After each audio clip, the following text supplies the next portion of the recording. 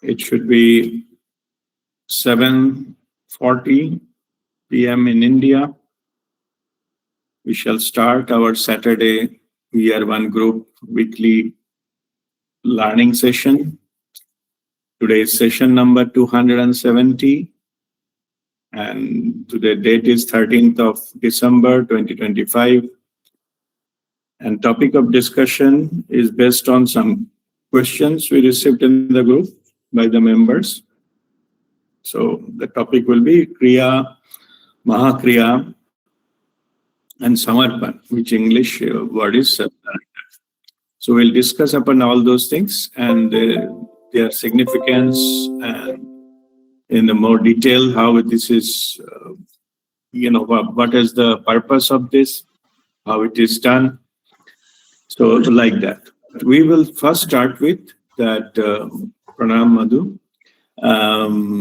First start with the questions regarding the thing we have already posted into the group. So Chaitali, you are here? Yes, Guruji, I'm here. Okay. So you can start your video and ask your questions. Yeah. Yes, thank you, Guruji. Pranam. My question is regarding Kriya. The Kriya we practice every day, and the Kriya we practiced in our Maha Kriya we practiced in our different camps. What is the significance of impact of these kriyas on our mental, physical, and spiritual life? Mm-hmm. That was my question. Good. So it is there are a lot. Yeah, very good. Now, because there are a lot of parts in it, because I will give answer part by part. Okay, there are a lot of things are involved into this question. Okay, so far as let us start with the regular practice of Kriya. First, let us start with what is Kriya. Okay, and what is its purpose. Then we'll go into our, the practitioners who do it daily, how it is benefited. Then we'll go to the other topics. Yeah, Maha Kriyas and all we'll discuss separately. Let us first on simply Kriya. Kriya, it technically means spiritual practice. Simple. Anything you say Kriya means it is a spiritual practice. The Kriya, what we follow, or Kriya Yoga, came from Mahavatar Babaji. That's what it's the if you say the Kriya Yoga, came from Babaji. Babaji's gift to the humanity. That is Kriya Yoga. Babaji has given different Kriya to different masters. Okay. Purpose is all same. Maybe it is for the different group of people, but ultimate purpose is to get liberated, ultimate purpose is to get enlightened, and this is the purpose of the Kriya. Because Kriya is a spiritual practice, so basically Babaji has given different spiritual practice to different masters, and those spiritual practices are called Kriya Yoga. What means yoga? Means union, go back to your own soul consciousness, to align with your soul consciousness. So Kriya, spiritual practice. Yoga means union with your own soul consciousness or higher self or your inner guru. Okay, that is the purpose. As I mentioned, Babaji has given different techniques to different masters. So there are several names associated with this. So all kriyas are not same. Yeah, don't assume that all the methods are same. You have been initiated in a particular method, and that method has a name. Of course, it came from Babaji, but it came through a certain channel of masters, and that is your lineage, how you received it. So the Kriya you received or you get initiated, that is called Nirmal Kriya. And this particular Kriya has been given by Mahavatar Babaji to my Guruji, Prem Nirmalji. So whatever Prem Nirmalji has received, those techniques of Kriya directly from Babaji. Babaji has appeared and showed him this kind of Kriya, and those Kriyas he taught further to his disciples, and then further on to, further down the line, it has gone to you. So that is how it came. So those methods which came through Dr. Premji Nirmal are called Nirmal Kriya. Came from Babaji only, nobody else. Yeah. And what we practice is Nirmal Kriya. Okay. I'm just giving you so that understanding is clear. So if somebody is saying, what is your lineage on Kriya Yoga? Yeah. You can have different lineage from different thing. Yeah.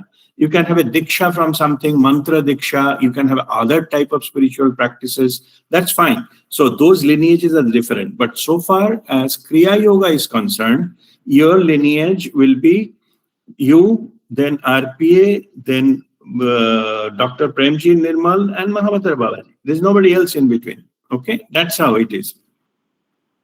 And when one of the recipient of any of this method, Babaji allows them to become a master and then taught further. It's not automatic. Huh? If you learn Kriya, you're not authorized to, give this Kriya to somebody else. At the same time, the Babaji chooses the master. Once it is chosen, Babaji can give a separate another method of Kriya as well. Or Babaji can give an additional things directly, not necessarily came through same channel where the original Kriya came. So anyway, we'll go to that part a little later.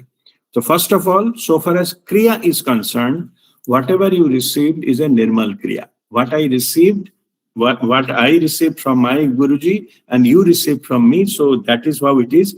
You received from me means it is not the person. Babaji has chosen to give it to you through this channel. That's all. I am only a conduit, the channel. That's all. Okay. But it came from Mahavatar Babaji. So this is your lineage. Now this is part. So I hope this part is clear. So what we have practiced called Kriya means if the Kriya Yoga came from Babaji and for you it comes, whichever comes to this channel is Kriya Yoga. There are many other Kriya. As I mentioned, Babaji has given the Kriya, different types of Kriya to different masters. And they are like our Kriya techniques are not exactly same what YSS group or Paramahansa Yogananda or these other masters they give. Yeah, it's not same. But it came from Babaji. That's what they received it. So don't assume that all Kriyas are same. It is only what you received at the time of your initiation. You are supposed to follow that because that's what Babaji chosen this path to reach this technique to you.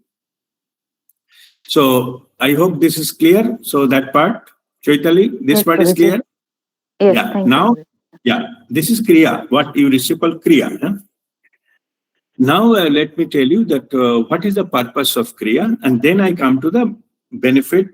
If somebody practices daily, the benefit of the physical or mental health. That is the third part. So second part about Kriya. What is the purpose of Kriya? Now, how it came, you understood? Some technique, it came from Babaji. Nirmal Kriya we practice. Second, the purpose of this. It is even though Kriya seems like it is a breathing exercise, but actually it is not physical. It is a spiritual technique towards the enlightenment. That is the purpose. And spiritual, this particular technique, the spiritual, the enlightenment, the first requirement of that is your Kundalini needs to be awakened. Like all of our Kundalini energy or spiritual energy is dormant at the root chakra. Through this practice, through this Nirmal Kriya, that Kriya we practice, what happens is it is all 7 chakras are activated, and then only then the Kundalini energy can race through and pass through your 7th chakra. When it passes through all 7 chakra, then your connection with the divine or the higher self or any higher dimension is established. Okay, that is, you can, when that thing is not temporary, it is a permanent, that is called enlightenment. Okay, so to start with, the Kundalini needs to awaken. For Kundalini needs to awaken, that your, this, all 7 chakra need to be activated. The channel should be clean, otherwise Kundalini cannot raise up. And for that, activation, what is activation? Okay, activation means 3 things. First is unblocking the chakra. Like chakra is a wheel, no? Sudarshan chakra and all is a wheel. There is a center and the hole in it. So many people, originally the holes are closed, blocked. Like we have the, the kitchen sink, the tube get blocked. We use some kind of powder to, flush it open and thing like that. Same thing happens. If that particular chakra is not used for a long time or not properly used, then slowly the center get blocked. It's like suppose a car is not parked for say 5 years. So then there is a possibility that wheels are jammed and it needs major maintenance so that it can run again. Same here. So that first is, I'm explaining the activation of the chakra. What it has got 3 parts. First part is unblocking the chakra, unblocking the hole, center of the hole that is to be unblocked. So unblocking is done. Secondly, alignment means there are 7 chakra. Kundalini energy has to pass through all the 7 chakras up. So all the chakra, maybe some chakras, the wheels are here, something lying different angle, different direction and thing like that. All of them need to bring it to the parallel, one after another 7, and the whole should be aligned in the middle so that it can passes through straight. That is the reason we always say while you sit down for Kriya, your spinal cord should be straight, face should be straight, so that physically you are straight, so that the chakras are physically, come to the stage where the physically they are aligned, and then the angle part of it, then it needs to be aligned as well in parallel. So that is called alignment. So first is unblocking the chakra, 3 parts of activation. Activation part 1 is unblocking the chakra. Second part is alignment of the chakra. Centers are aligned there in parallel, like a different stack type of thing, 7. And third is energization. When the chakra is energized, it starts rotating. So these 3 parts, first is unblocking, then alignment and energization. These 3 combined is called activation. Now, all the 7 chakra need to be activated so that Kundalini can pass through all of them from Muladhara, Swadhisthana, Manipura, Anahata, then Visuddhi, Agga and Shastra. It has to pass through like that. Kundalini energy. It's all of them, all of us, we have the Kundalini energies. That is a dormant spiritual energy within our system. And it has to go up through the 5 chakras. So the first time,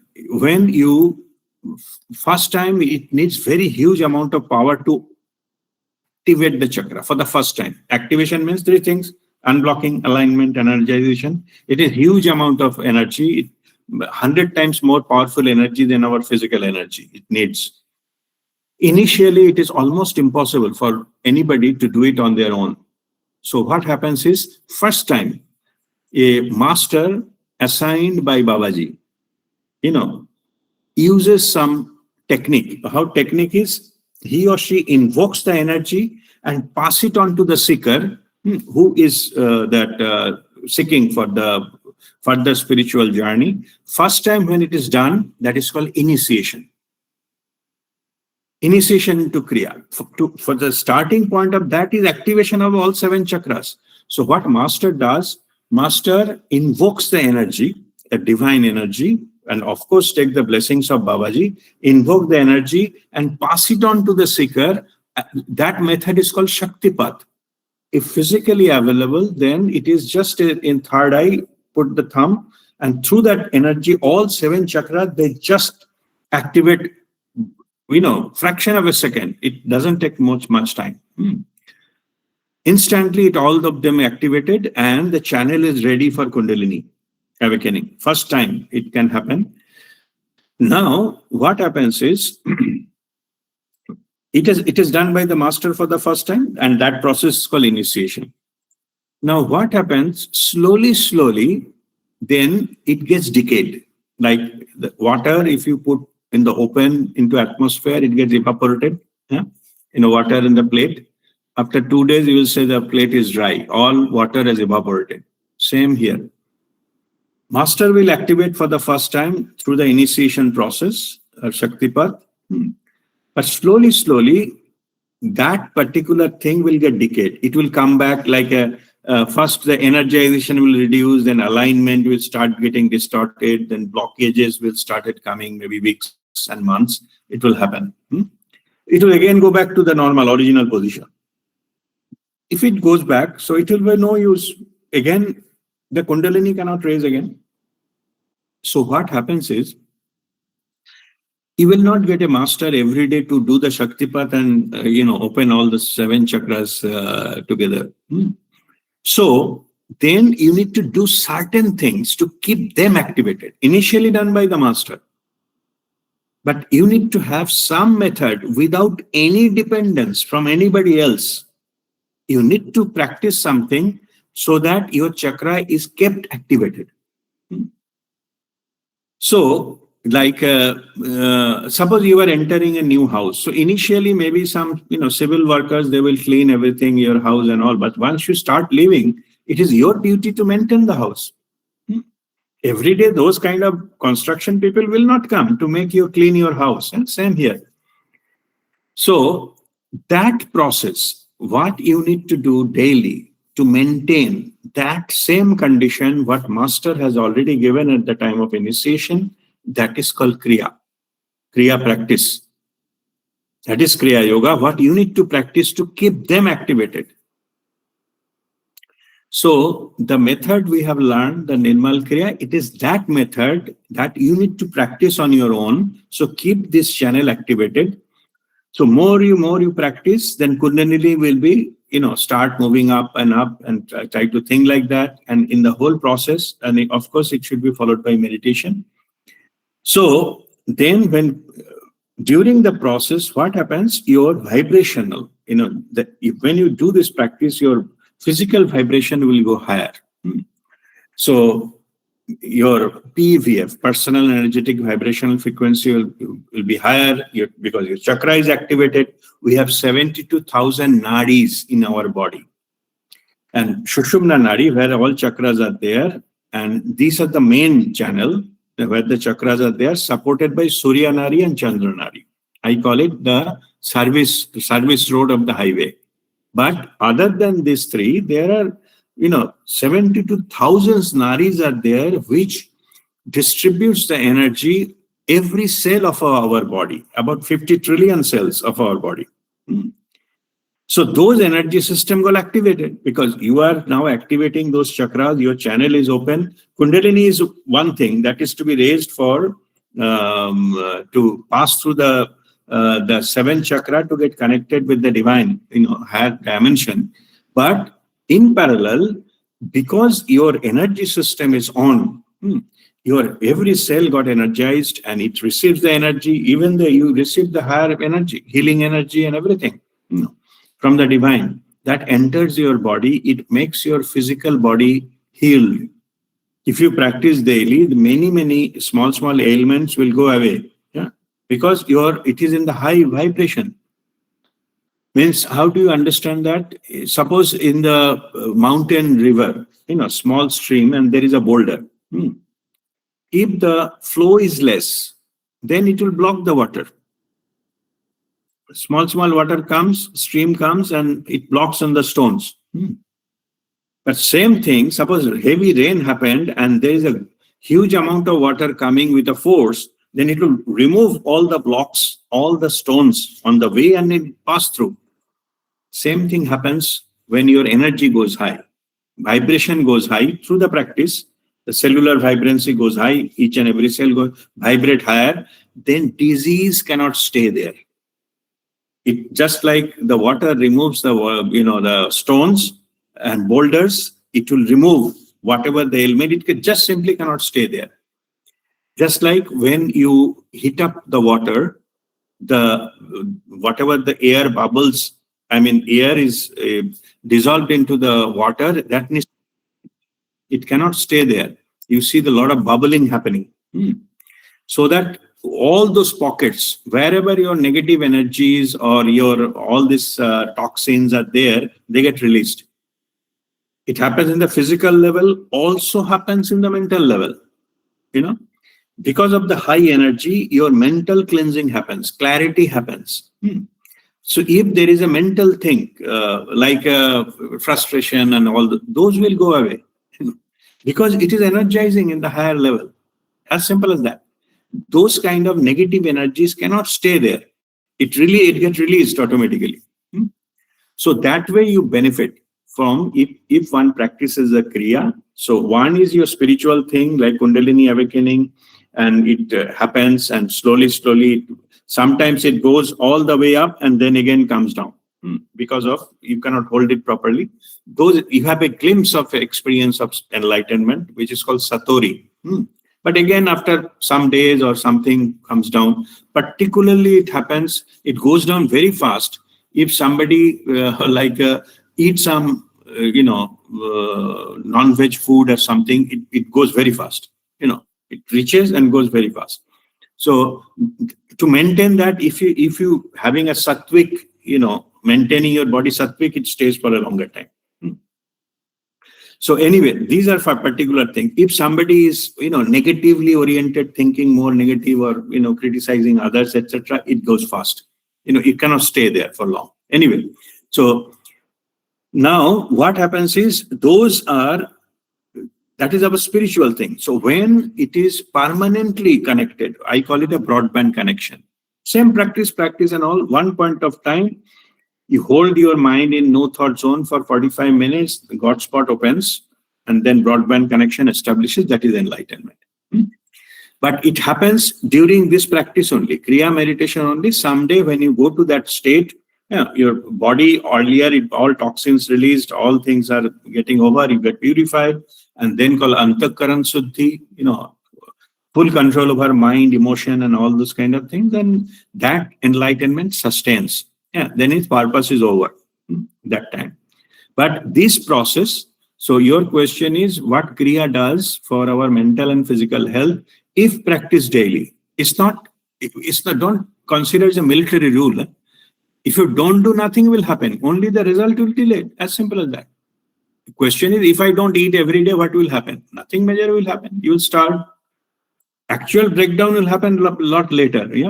But initially, if you 1 or 2, 3 days, nothing will happen. You feel weak and things like that. Same here.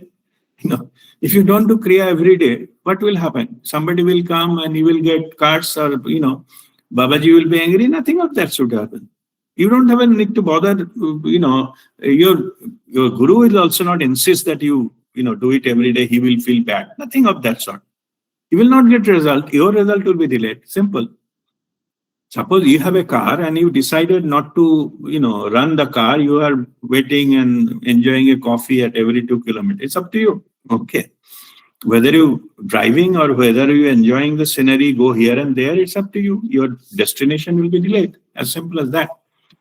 Okay. So this is about the purpose of Kriya and what happens if you practice daily. Your daily means your activation will be still on. And then it is your physically you will be healthier because your cellular vibrancy goes high. Whatever was the so-called disease and toxins get released. Mentally you will get peace, calm, and clarity. You will be more sharp. You will be more attentive and things like that. And you will be having control over your thoughts if you practice daily because it will be active, energized. As I said, the bubble cannot stay in the high. The water temperature, it has to go out of the water. Same thing happens. So you get clarity, and parallel spiritually, you get more and more towards your journey towards the enlightenment will be, more stronger. You will be progressing much faster into that one. And as I said, in the other way around, if you don't practice daily, nothing major will happen. Only thing your progress will be delayed. And sometimes, if in case it is come back to blocked condition again, some people suppose they have not done for months and years maybe. then again they need to be reinitiated by any another master or something so that they can start thing again. Like the car has broken down, so it has to go to, you cannot just start it. It has to send it to the workshop to get it major maintenance so that car become again, running on the streets. Same here. Yeah. So this is how it works. Okay, Chaitali? Yes, Guruji. Thank you. Okay. So what is your next question? Regarding that Maha Kriya, Okay. that space. And I want to include one more thing with that space Kriya. During our Nasik camp, Guruji, during space Kriya, I think you touched all of our third eye. No, what was that? Yeah, That time I that is couldn't touch. Babaji's blessing passing through you. Oh, acha. Thank Yeah, you. that is Shaktipat, same thing. Okay, Okay. right. And you see, I will actually, you mentioned about, I think, two Maha Kriyas, no? The space and what? Air, yeah? The two. Earth Earth and space. Earth and space. I will discuss I have put the second half of this session to discuss all five. Okay, I will explain what is the purpose and all those kind of things. In Guruji, general as language, well. You introduced us three Maha Kriyas. Air also. Yeah. So I will explain all five. Okay, Rekha. I will explain all five later on, but I'm saying what is the difference. Now I'm just giving you idea what is different between Kriya and Maha Kriya. Okay. See, just for understanding purposes, what I just explained earlier, what the Nirmal Kriya and all those Kriyas we practice, this is for your Kundalini awakening. That is for your enlightenment, going towards that. Yeah? Your daily practice so that you go towards your enlightenment, your Kundalini awakening and all, and getting physical health and mental health is a byproduct. Okay, purpose is spiritual, but you do get physical and mental thing. If you practice, you get it. If you don't practice, you will not get it, or it will be delayed if you are not regular. That's all. So that is called Kriya. You can say the Kriya is basically for your self-practice, self-development. Okay. It is like that you have, suppose your own study in education, whatever daily you read and all those kind of things, those are your, normal study. Now, Maha Kriya is, why it is called Maha Kriya? Maha Kriya, you cannot do it alone. It is for a particular purpose and it has to be done in the presence of a master. And it is for a particular purpose. What purpose I will explain later. When five Maha Kriya come, then I will explain it later. I'm just explaining difference between Kriya and Maha Kriya. Maha Kriya must be done under the physical presence of a master. And that master should be empowered by Babaji to connect with him during the process. Babaji, create that field need to be created, what is called Tathastu field. Tathastu means whatever is, your wish or things that are granted at that particular point of time. It's called Tathastu field. That need to be created. You cannot create on your own. So Maha Kriya does, Kriya again means spiritual practice. Yeah. So I'm just saying certain spiritual practice to be done in the presence of a live master. And that master should invoke the Tathastu field from Mahavatar Babaji. When these things are combined, that is called Maha Kriya. Understood the logic? And those the methods which are to be followed during Maha Kriya must come from Mahavatar Babaji. You cannot create any new Maha Kriya on your own and publish it into the website or someplace, or write a book about new Maha Kriya. Suppose you started a new Maha Kriya about a Himalaya Maha Kriya. There's no point, because it is not meet the criteria of, it has to come from Mahavatar Babaji. Okay. So that what we practice is those came from Mahavatar. So Mahavatar Babaji again, as I was initially I was discussing about like Babaji give Kriya to certain lineage. Babaji can give. It is his wish to give certain things directly. Okay. Now those things are, if it comes, which is for a specific purpose and which is to be done this way, those are Maha Kriyas. Or Babaji can give another Kriya rather than whatever you asked, you have done. Prem Nirmalji Guruji has received another Kriya. It's called Prem Marg. Okay. But we are not practicing. But he got another one. It's possible, what I'm saying. Also possible, Babaji has decided to give something is completely new to directly. Like Babaji has his divine grace, he has given me water and fire Kriya I received from Prem Nirmalji. I have also participated into that one.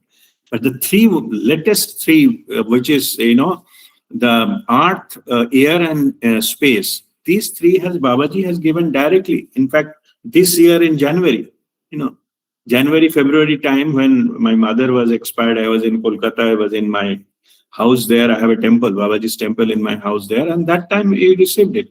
It is his wish when. So you can say that, I'm just, our Kriya, our group has formed 2016. And Babaji allowed me to teach to others in, December 2013 and 2014. Actually, I started teaching people. So till so many years, this has not come. Babaji asked me to, whatever I received from my Guruji, to teach only those, not anything extra. Okay. Yes, in between the flower and all those kind of thing, protection, that came. Yeah. And during COVID also some special technique came. I'm not talking about that. Yeah.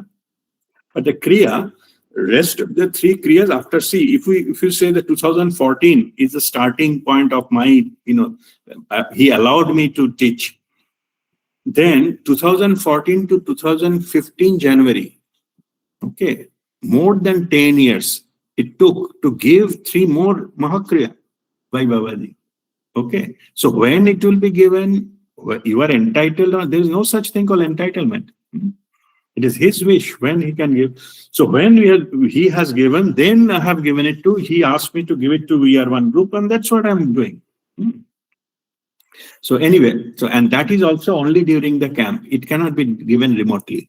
Maha Kriya cannot be given remotely. It has to be physical presence of a live master should be there. Anyway, so now that is a difference between Kriya and Maha Kriya. Kriya is for your own practice towards enlightenment and what initiated by a master, but you continue, that is Kriya.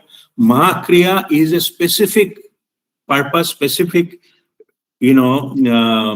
spiritual practices done, not same as your normal Kriya, not daily practice. Something else is there for a specific purpose in presence of a live master and in the direct connection by Babaji, the place and time and who will be, attending chosen by Babaji. Okay. Babaji chooses who is to, is, ready for it or something. Then he said, this is the thing. And I arrange a camp or someplace. Yeah. So that people can come with practical arrangements that I do with the help of course, many of volunteers, they help me to get it sorted out, but practical arrangements needed. But Babaji just tell me, you just do to arrange kar, main baki sab main karta hu. Means bring the people so that it can be done, and that's what I'm doing. Okay, so those are Maha Kriyas. All right, Shwetali. Yes, Guruji. Thank you. Okay, God bless you. Okay, next question, I think from Vani. Pranam Guruji. Vani, what is your question? Vani, you are muted.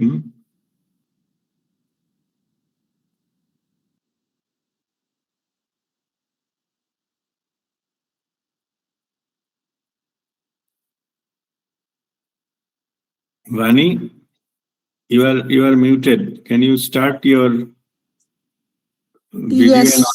Yes, Guruji. Sorry, I just got disconnected because I was trying to read my questions. Okay. Let's see. All right. Yes. Go ahead with your question. Guruji, before I start my question, I just wanted to um let my experience of Kriya Okay. 1 minute. Sure. Go ahead. Yeah. See, from the time I have been practicing Kriya, as you said, we become sharper. Uh, Recently, like from past 1 year, I have received like 2 awards from the work. Um, I just wanted to be grateful and say that it is all happened because of the Kriya Yoga that I am practicing. Congratulations, Babaji's, divine grace is showering on you. Yeah, great. Thank you so much. When you said you're becoming sharper, that is definitely a change that I can see. So, yeah, my questions were really regarding surrendering because I have heard you say that you have surrendered your thoughts, words, and actions to Mataji. So, I wanted to know how a person can do it. What exactly it means. Okay. Okay, let us do one by one because then I'll come back to the other questions or different part of the same question. Let us go part by part so that people can understand. Yeah. First of all, is that what is surrender? Okay, and see, we have been given a free will. It's a contract with our Creator. When as a human being, when we take birth, we have been given free will, and the free will given in the three aspects. What I'm thinking right now, what I'm saying right now, what I'm doing right now. These three has been given a free will. Nobody comes in between. That is the truth. I can think anything. And I can say anything. I can do anything right now. Nobody comes in between. It is coming under my free will. Okay. If I decide not to talk about something, not to do anything, that is my choice. Still, it is a free will. I don't have to say things. I have to, do things all the time. But whatever we do, whatever we say, whatever we think, it is directly coming under our free will. And the thing is, these three free will, as per our normal operating condition in the external world, we have been given a faculty, mind, body, intellect package. We call it ego. What eventually happens is our ego, they run all those three things. How ego runs all these three? It is free will. We are not supposed to be, it should be given free. But what we do is, because of that, we have the local operating system, then this local operating system hijack our free will and it is bring it to under its control. How it does? Free will injects the thoughts in our mind and keep on throwing thoughts. Even if we don't want, it still keep throwing. 60,000 thoughts pass through our mind every day. And all of them are being injected by our ego. So then when some thought is giving, it's mostly those thoughts are like a superiority complex, or like a victim mentality. These two things mainly. I'm better than others and, are the victim of something. I'm not getting whatever I need to, or I'm deserved, or these kind of things. And what happens is those thoughts leading to emotions. It triggers our emotion. So sadness, anger, and depression and all because of those thoughts. Okay. We keep on thinking and running again and again, and as we get emotional, then we act accordingly. We get angry, start fighting with something, or say something, or do something, or write something which may not be the truth, but under influence, we do it. Or we go into, we think that we have a right to, enjoy life. So we try to control our disturbances, and some people go into the habits of, addictions and things like that, substance abuse. So all those are actually initiated by our ego. Okay. So if that happens, then ego becomes our major stumbling block to our own progress, our own happiness, our own peace of mind. Our own peace of mind is the greatest treasure. You get all the wealth of the world, and in the bargain, if you lose your peace of mind, that is not worth it. You are not enjoying life. Okay. Spiritual masters, they get through that. They understand these things in this wealth and this and that and different kinds of so-called happiness stuff. This is actually the blocks, they're holding you back. It is not making you enjoying your life freely. So these are basically traps, and that's why they call Maya. So they go beyond all those things. So they live a joyful life. It doesn't matter what is happening in the external world. It never was. But we give importance, we give too much and things like that. And nothing is permanent here anyway. No matter whatever you get it and all these things, one point of time, the death will come and make the switch off everything at 1 second. And that's it. Anyway, when they go into beyond that level, then you see that your experience of your life changes and you live a peaceful, blissful, joyful life. Okay, that is what ultimately that happens. But in the process, what happens? So much negativity comes into our life. We need to learn, means what you not live, that kind of things, you should get that. So it started with all, luring and what is the illusions and all. You have to go through that, and then you go through the repercussions, and then finally you decide that enough is enough. I need to get liberated from it. When you say that I want to get some inner call inner urge comes,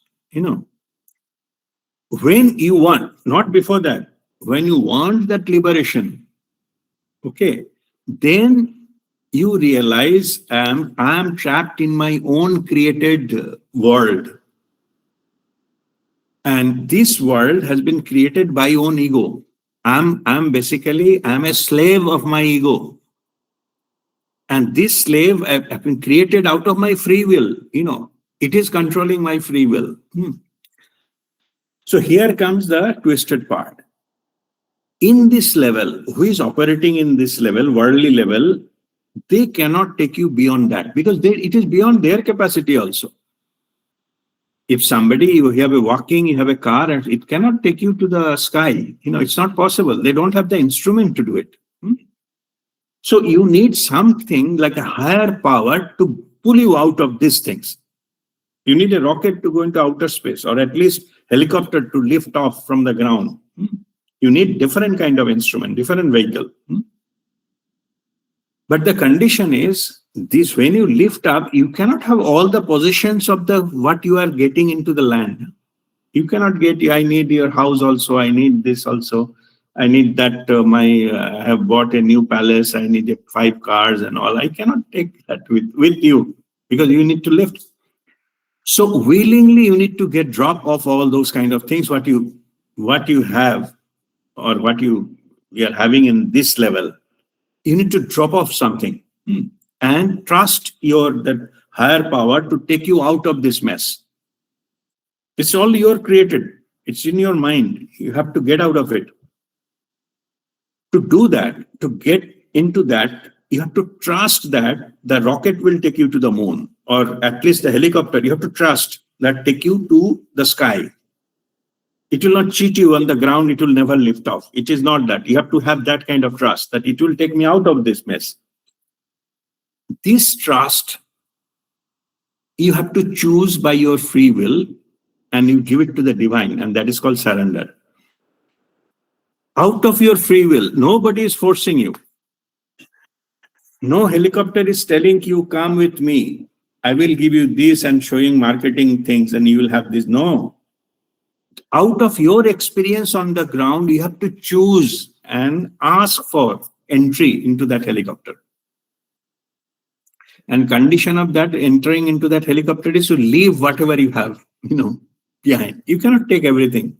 Then you will be lift off. When you get lift off, then you can see in the totality what is it and all, then thing like that. And you have to trust that the helicopter, the pilot will take you via destination or the higher destination, whatever. If you are in a rocket will take you to the moon, something like that. So it is not enforced. Free will has been a contract. So what we need to do, now I'm coming to the practicality, what we need to do then. Out of our free will, we have to surrender to the divine, leaving whatever we got, the three faculties out of free will, means our thoughts, words, and actions. These three things we have to surrender through free will. We have to ask for it. Nobody will enforce because it is our contractual right with the Creator. So out of our free will, we say, my thoughts, words, and actions are yours, and you have to follow it truly. Otherwise, if you don't follow it truly, ego will come and take it anyway.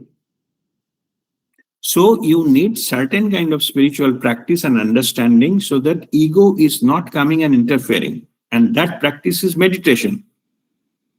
Meditation does that, it reduces your mind and you go to a no-thought state so that ego does not interfere. So how ego controls us? By injecting thoughts. If I have already, through spiritual practice, I have already achieved, able to maintain a no-thought zone, ego cannot control. It is helpless there. So that process, one point of time, ego got annihilated, ego is become helpless, and we surrender our thoughts, words, and action. All three things, what we received as a empowerment of free will, out of free will, we surrendered those three things only. Now, surrender to whom? Surrender to our higher self, our soul consciousness, who knows everything. As I said, our past life, purpose of this life, connection to all higher dimensions. It can download any Brahma Gyan, universal knowledge for us. It has got all the solutions of anything we are facing. But it will not interfere into our business unless until we ask for it. So, surrender truly means your free will, these three parts, you hand over completely to your soul. Then how do you operate them? You operate moment by moment guidance from your soul because it knows everything. It knows everything, it can guide you, and when you do that, you will have no karma because it knows everything. It will not allow you to bind any more karma. And that is called holistic living.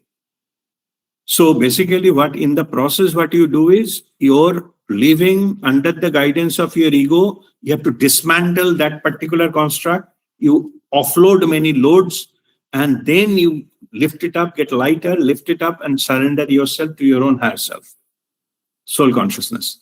And then soul consciousness guides you. Okay. So this process is called surrender. So this is about going out of the mess in this, that external world and to the soul consciousness. And then further journey is that the same process our soul goes for. Soul journey is not ends there. Soul has its own journey. Further, it surrenders it to the divinity, to the divine forces so that we get purified. More and more purification happens and when the purification completes, then we become a moksha. But for us, let us not go into that level. For us to answer your questions, to whom we should surrender to our own higher self, our own soul. Without that permission, it will not come. We need to knock the door to open that channel. And opening the channel, and that is what we learned. I call it the login and password with our own soul consciousness. And that is to be done through Kriya and meditation.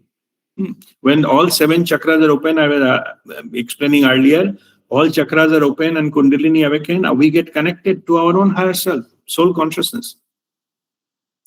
We reach to our Shivatva, the conscious, we get in touch with our consciousness, not limited to the mind, body, intellect package only. So that we have to surrender to our own higher self, and we have to surrender through our free will. We have to use our free will to surrender what we received out of free will. Okay, and then it is taken up, soul then takes up from there. Okay. Okay, what is the next question? It is you all seems to have answered because no problem, but still I will repeat. But you asked the question. Okay. How can we do that? How can we do the surrendering? You explained that we should surrender, surrender our thoughts. Basically, not have any thoughts and have the trust. Is that what I'm understanding correctly, or? No, not thoughts is not the thing, right? Understanding, yeah. See, first, anybody can say I surrendered. The question comes when you follow that. So there is a phase comes, you have to be alert and aware. Here comes your awareness. So you have to be aware this particular stuff is coming from my own mind, my ego, or it is coming from my soul consciousness. So that bit you need to practice. There is a phase comes where you may get the message. We call it intuitive voice. Soul will guide you through intuitive messages and guidances or hints. You need to understand the hit and implement it. That transition phase is really difficult and confusing. Okay. Initially, when those kind of messages will come, you will not understand whether this came from my mind or from my higher self. Here comes your external guru. Okay. Initially, few of those messages you share with your own guru, physical guru, whoever Babaji sent to you. Okay. You share, and then guru will tell you this is your mind construct and this is your true message.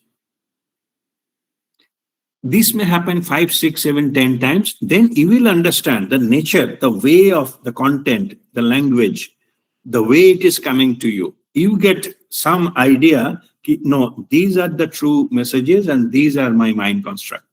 Thereafter, you need not to consult with your guru every time.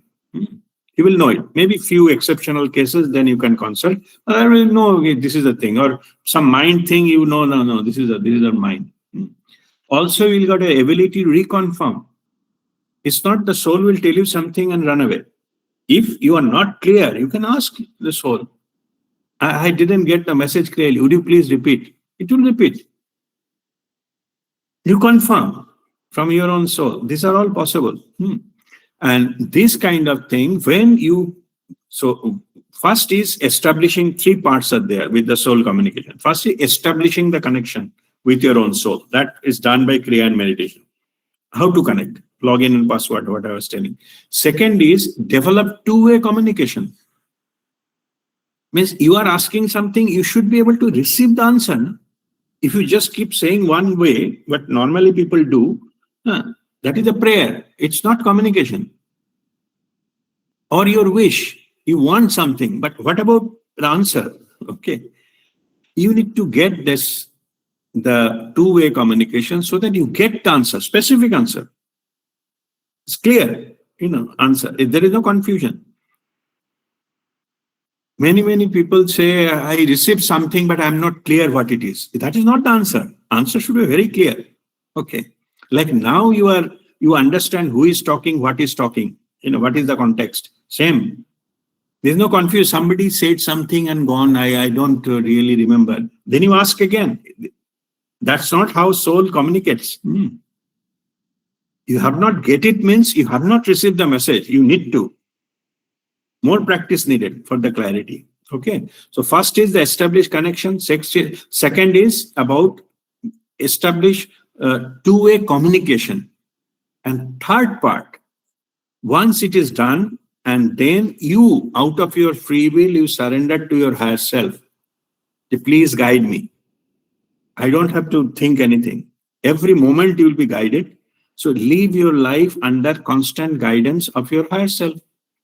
And that will be, obviously, that will be pure, that will be correct, and that will align with your soul's mission. It is aligned with the divine principles and everything. And that is called holistic living. You need not to take any pressure or anything, or because that time automatically will tell the truth. You would share your reality, your truth. You need not to cheat anyone, you need to impress anyone, you need to change the story to anyone, because all the time you have the truth. You need to think what I told this guy 1 year before, it doesn't matter. Okay. Because you are always telling the truth. It doesn't matter what you said earlier and all those things. Because if we have twisted it, what normally we used to do, then you have to think earlier what I told this fellow. I have to think, and that become a tension point. Yeah, maybe I will get caught, sometimes I lied about this and now I'm telling this. It's not that. You are telling the truth. It would be all the time same thing. Anyway, so the third part is the surrendered life. That is the holistic living. So that is the way we do. These are 3 steps. First, we learn through spiritual path to connect. Then through meditation, we communicate. But later on, it is not necessary to meditate for this kind of communication. Awake state, walking, talking, you get connected and you can say like that.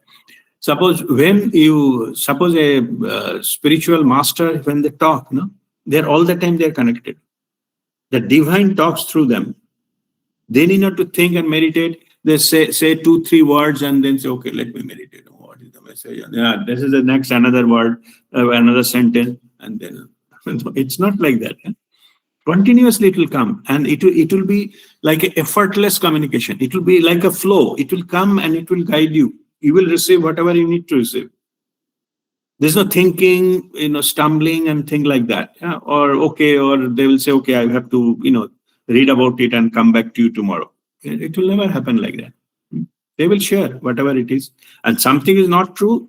They will not talk about it, and they will say it is not relevant. That's it.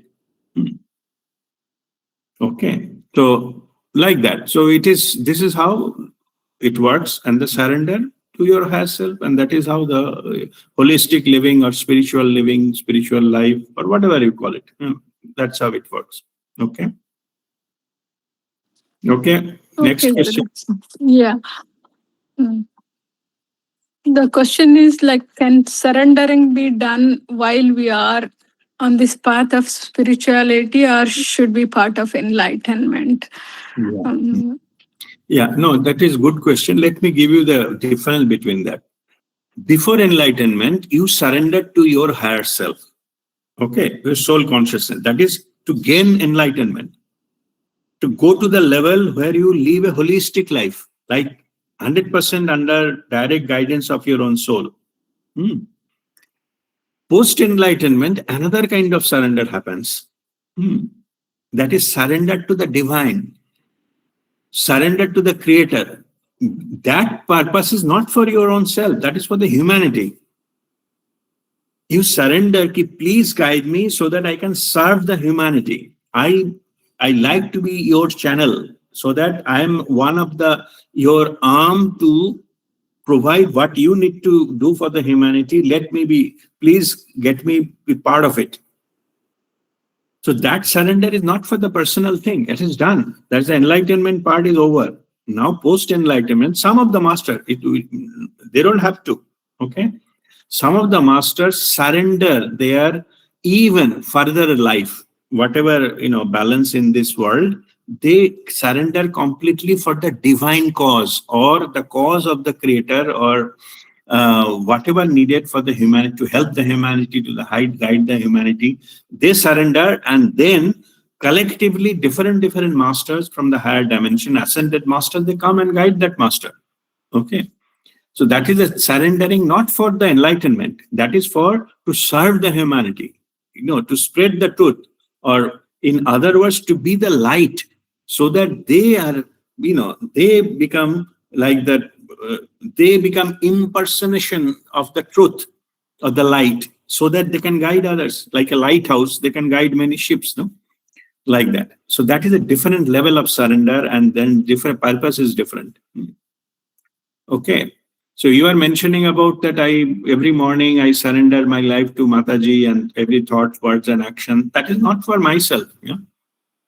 That is for how I can serve the humanity. Suppose somebody is asking, just please, I need healing, or I'm in trouble in my life, and this and that. Those are not related to me. You know, that is nothing to do with my enlightenment or my sadhana or something like that. For that, I seek the blessings of the masters, so that that energy flows through me and they get the benefit, and people get the healing, and then further guidance. If somebody is, walking further higher into the spiritual dimension, they need to be guided as well. Those kinds of guidance and thing comes. So unless until I surrender, even my, way of operating, then I will not be a representative of that divine, right? So that is a different level of surrender. So that is for the humanity, to help the humanity, to healing and other things. That is nothing to do any of my personal stuff. Okay. Thank you so much for answering. But I still have one more question. Yes. See, we have been taught to think all the time. So, like, is there any, like, I mean, as I understand, the meditation is the way to stop those thoughts. So, is there any other practice that we can do um, to reduce these thoughts, at least not to, like, I mean, I don't know if I can really stop them right at this time, but reduce these thoughts? Oh, yes. Anything you do, Mhm. meditation, sitting and closing your eyes in Chin Mudra, that is not the only meditation. Huh? Anything you do, particularly if you do something with your passion. Passion means which are the thing you do with the activities, you lose the sense of time.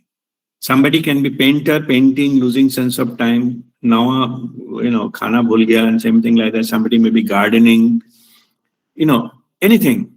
It can be even cooking. It's not a very hi-fi activity, a normal activity. Any kind of thing you engrossed fully, your thought stops. Yes, But that you have is to do it true. Mhm. 100% attention, 100% things you have to do. Mm. Even I'm just saying, sometimes it is this kind of attention can be created. I'm just giving one example.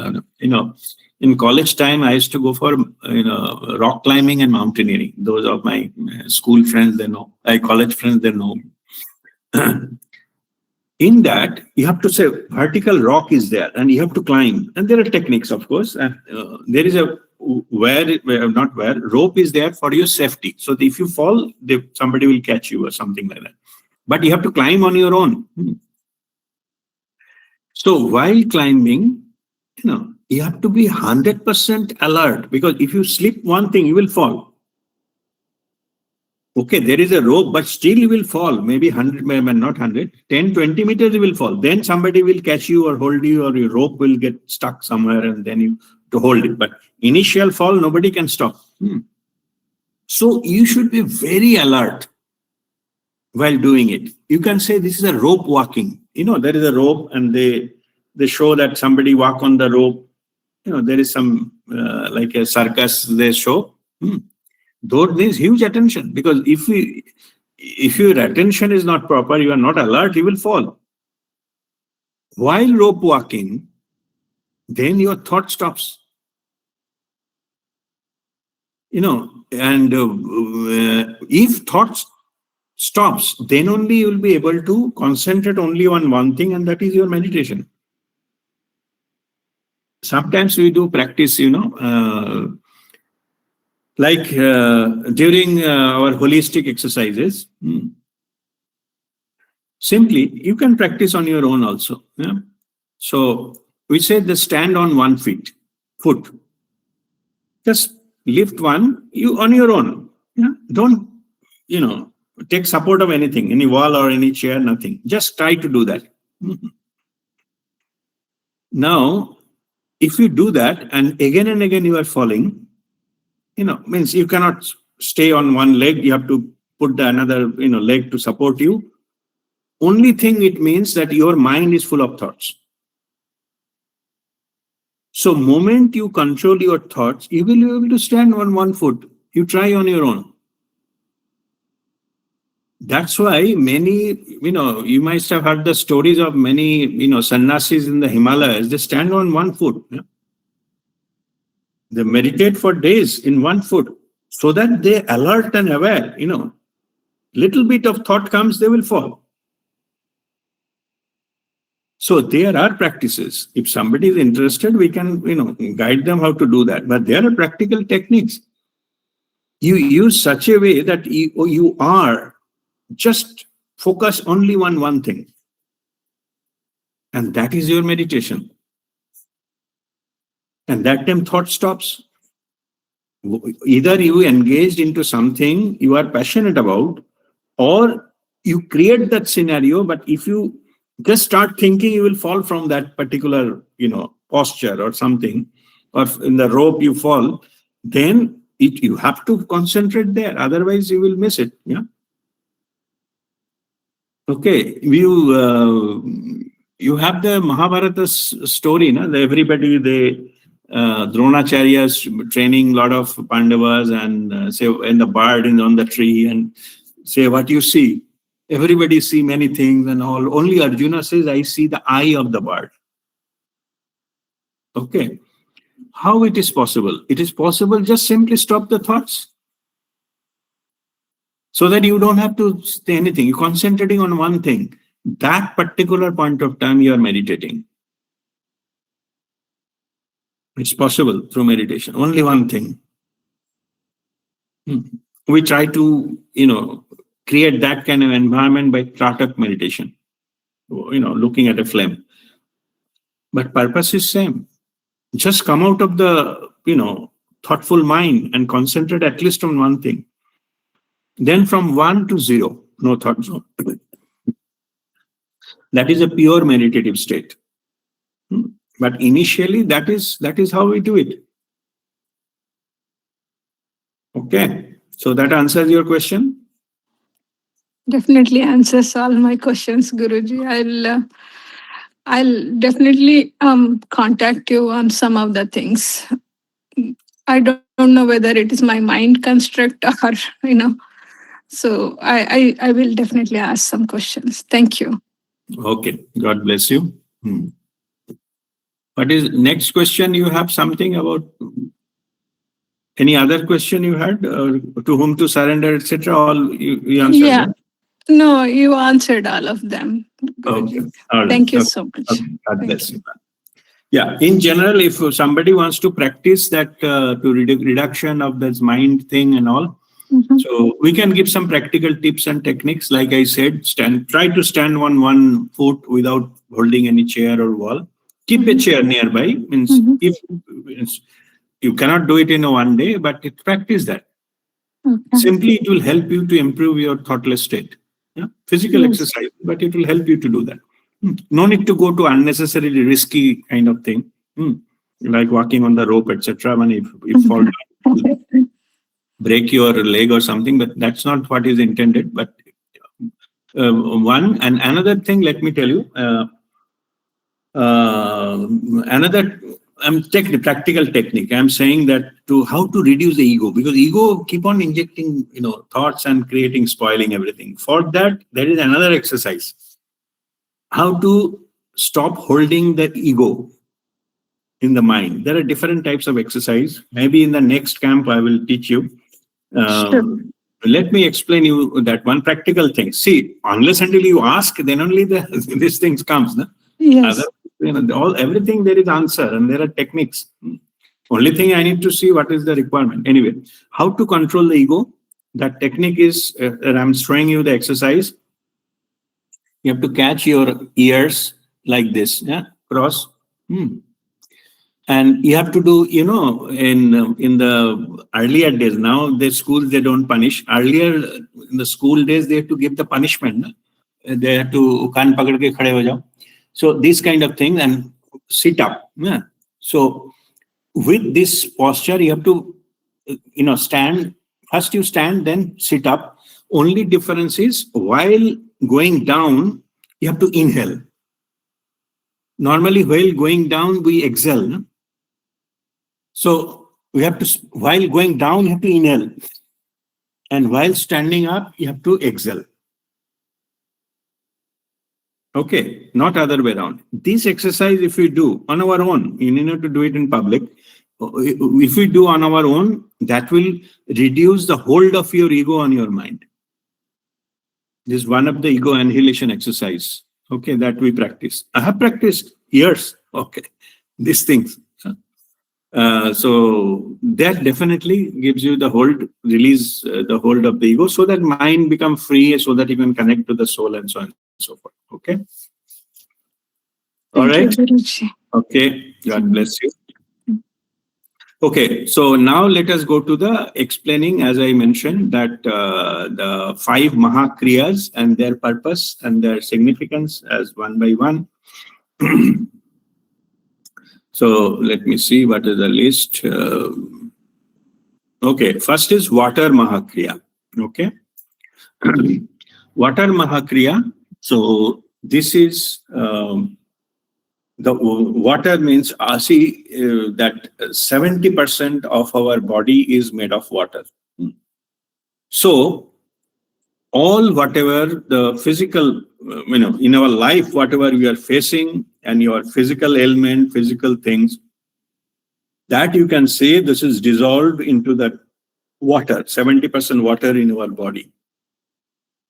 There are some Maha Kriyas. Maha Kriya, I already explained, you need to perform it in presence of a master who is able to communicate and connect with the Mahavatar Babaji, create the Tathastu field. Within that field, you perform the practice.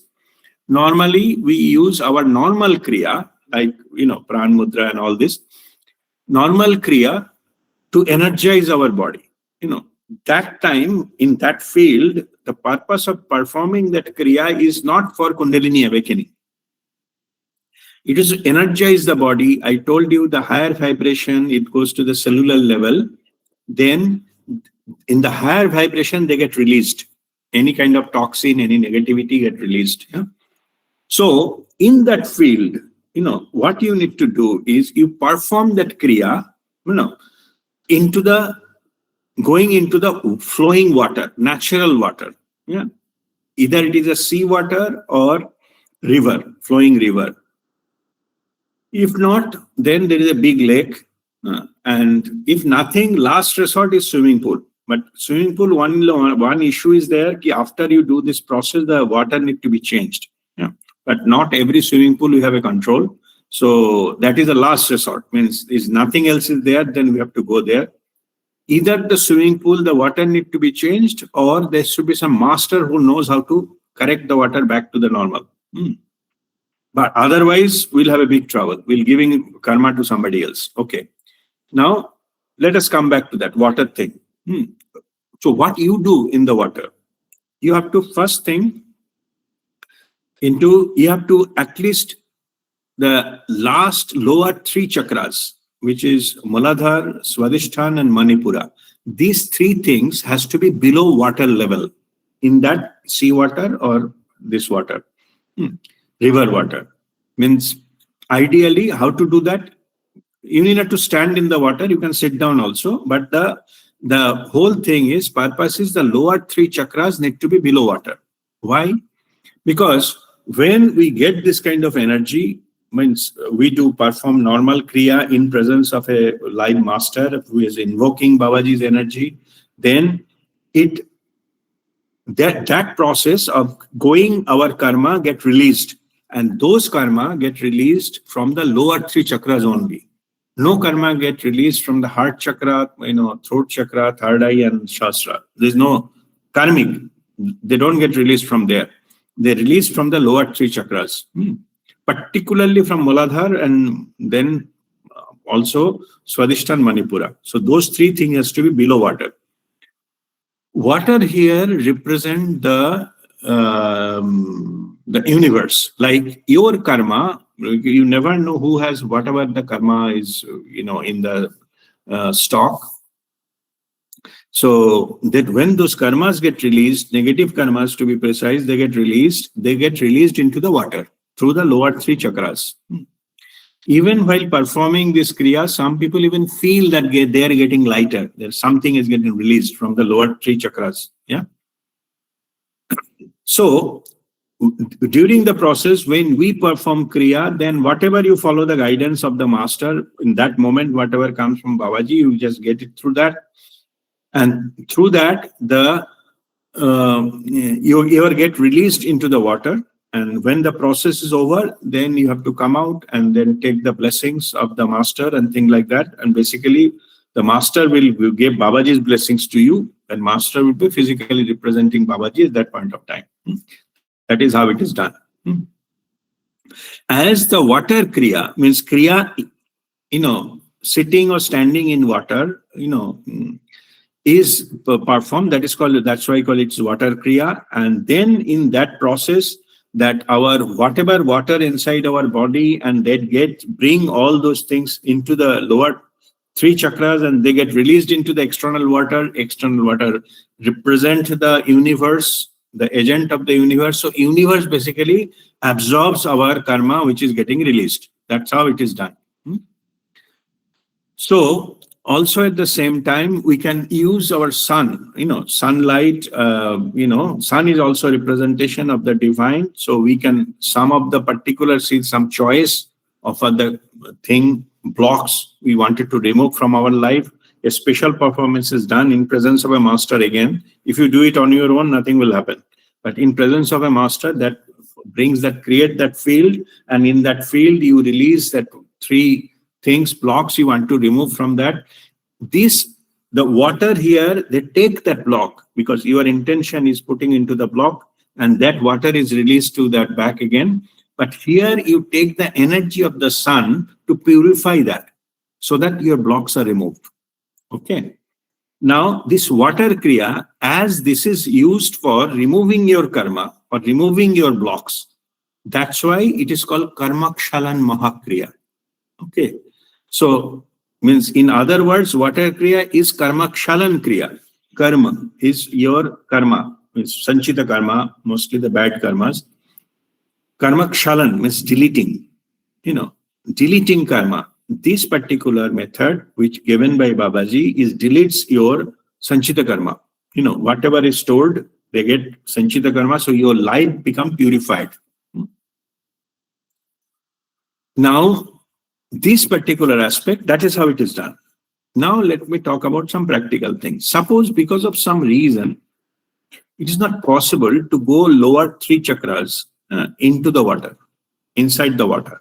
Because of some reason, maybe it is too cold, or it is too, too much turbulent water, or whatever be the reason. Or so in that case, that Babaji can give permission to use the alternate way to do the water kriya without sitting into the water with three lower chakras down. If somehow the people can go inside the water, then we take the master has to take, not you. It is not your choice. Master will take the permission so that at least one joint, normally we choose the ankle joint. The one joint of your body has to be below the water level. And then lower three chakras staff has to go diverted towards through that particular, the one junction, one joint, that ankle joint. From there, that karma get released. But if this process is done, it is a modified version. Means you didn't put all your three lower chakras into the water, and you did it alternate method, approved by Babaji, only the ankle deep water. If that is done, then it is a mandatory. After that, don't do any other work earliest possible time you go and take full bath. Okay, the logic is clear. We try to, of course, you have to go from nearest wherever we stay, where is a chance of taking bath is there and all those things. But in between, no other thing, no taking food or no, meeting with other people, etc. Like if somebody is going in a group, they can come back in a group. That's not an issue. But not any other appointment. You go and do some office work and come, open your laptop and do some work. Strictly no. So no other work. Earliest route you have to take to go and take bath, and then you can follow something. So that is a requirement if it is not done with all three lower chakras below the water level. So this has to be followed by that. Another extreme case, suppose it is so extreme, even this even you cannot go inside that the ankle deep water also, because of whatever be the reason. It may too cold, or maybe it is snowing, or whatever, in the weather is completely adverse. Even that is not possible. Barefoot, ankle means you have to remove the shoes. But if that is not possible to do that, then there is another alternate method that Babaji has given. The master has to go to the water, and in the hand, the master has to bring some water. You have to stand next to the sea or whatever, river. Master will go take some water out, and then you have to, then the master by hand, they will apply the water to your three chakras, lower three chakras. Well, other suggestion from the backside, it will be given. And by applying that water, then again you do the Kriya and in presence of the master, and that is how Karmakshalan is done. But this is in extreme rare cases. Normally not recommended. Means you have option to go into the water and you are not going, and only say, okay, fine, I will stand, and you apply water and all. That is not acceptable. It's special. This is a very exceptional case and special permission Babaji given. And I have done just maybe 2-3 cases, not more than that. But mostly we try to do it going inside the water. If not, the ankle deep also very common. But as I said, if it is ankle deep water, it has to be followed by a full bath, full body bath, because all the karma which is get released, that need to be washed off from your body. And that cloth should not be wear again. It has to go for the laundry, and you wear a fresh clothes after you take bath. That is what is followed. Okay, that is about the water kriya, and the purpose is Karmakshalan. Okay, so it is also called Karmakshalan Maha Kriya. Karmakshalan Maha Kriya, water kriya, both are same thing. But it has to be done in the presence of a master. The master should create the Tathastu field from Mahavatar Babaji. And who will be attending and doing this, that Babaji decides. Okay, it's not your choice. And also, let me tell you, don't think that okay, RPA keep arranging camps. Next camp I will see. I can do this camp. I have something. I have to attend some marriage. I have to some problem here and there. I have to go to somebody's party, etc. Don't think this opportunity may close anytime. Suddenly we'll see that Babaji has thing come, and no need any further. No further Karmakshalan. That's okay. As soon as it comes, I will stop performing, because it is not mine. It is not my wish. I'm just informing you. And some people even need more than one kind of Karmakshalan. As and when they progress, they need higher and higher, more purification needed. So my advice is, whenever you get chance, try to get it. You never know when it is stopped. And that you may not, another 20 years, you may not get this chance at all. So some living master will come and guide you to do this. Okay. All right. So this is about the water kriya. Next is the fire kriya. I think next is fire kriya. Yeah. So in fire kriya, what we do, like, the fire is a purifier. So as a purifier, it has to have all these kind of psychic impressions, all these negativities. So what happens is our karma in our aura, so they create some kind of black patches of the things. So your aura will look full of a lot of black patches, etc. All of you, you can see my aura. Here you see the white color border. Yeah. All of you have it. It's not everybody is having it. Only thing is, what happens is, if there is a karmic thing is left, then you see black patches here. It's not clear. It's not glowing. It's little dim and little bit patches here and there. Those are the karmic thing. This aura need to be cleansed. For you to have the psychic impressions and this impression, it has to be clean. And that cleansing, the purification of your aura, need to be done by fire. Okay.